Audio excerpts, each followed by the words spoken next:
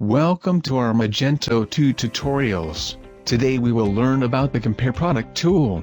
Compare Products generates a detailed, side-by-side comparison of two or more products. Its block usually appears in either the left or right sidebar of a catalog page. From your storefront, find the products that you want to compare, and click the Compare link for each. Tap Delete to remove any product that you don't want. Print the report is available.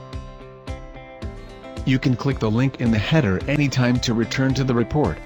To configure compared products, on the admin sidebar, tap Stores. Then under Settings, choose Configuration. In the panel on the left under Catalog, choose Catalog. Expand the Compared Products section. Enter the number of recently viewed products to appear in the list. When complete, tap Save Config. Coming up next, we will learn about the Product Reviews tool. HexaSync. Connecting applications, automating processes,